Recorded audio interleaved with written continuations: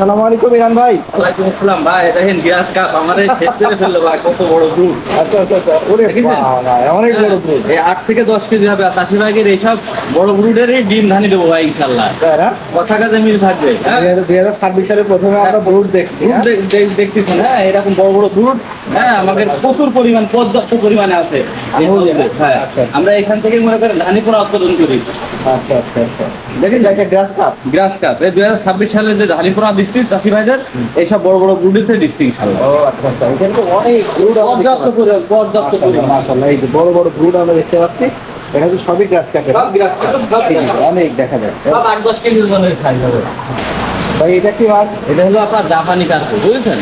এই মনে করেন একদম সর্বনিম্ন হলেও আপনার 5 কেজি হবে আল্লাহর রহমতে। আচ্ছা, হ্যাঁ দেখি না মাছগুলো কত সুন্দর, কত বড় বড় সাইজের জাপানি কাপ। জাপানি কার্পু।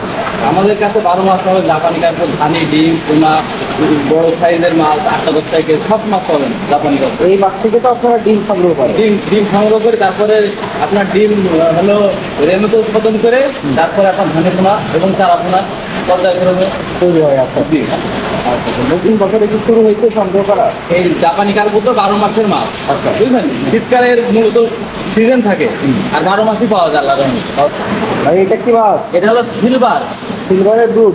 হ্যাঁ গুড মাছ। এই দেখেন ভাই, এইটার ওজন কেমন হতে পারে? একদম সর্বনিম্ন হলো 7 কেজি হবে ভাই ইনশাল্লাহ। সর্বনিম্ন 7 কেজি? জি ভাই। বাহ বাহ, দেখেছেন বেশ বড় বড় মাছ ভাই। ভাই, আমরা এরা বড় বড় মাছের ব্রুডের থেকে আমরা মাছ উৎপাদন করি ভাই। সুনামধন্য প্রতিষ্ঠান আমাদের। হ্যাঁ ছোট মাছ দেওয়ার কোনো অপশন নেই। আমরা সবসময় এরকম বড় বড় মাছই রাখি এবং 12 মাস এই সব মাছেরই ধানি পোনা সারা বাংলাদেশে দিয়ে থাকি ভাই। এখান থেকে তো ধানি পোনা নেওয়া শুরু হয়েছে, ডিম নেওয়া শুরু জি হয়েছে। জি, এগুলো আপনার 2026 সালের যে নতুন নতুন মাছ, গিলাস, পুঁটি, সিলভার, ব্রিগেড, হ্যাঁ জাপানি কার্পু, এই সব আমরা এখান থেকে দিচ্ছি। ভাই এটা কি? এটা আসলে এটা হলো জাপানি কার্পুর ডিম বা রেনু।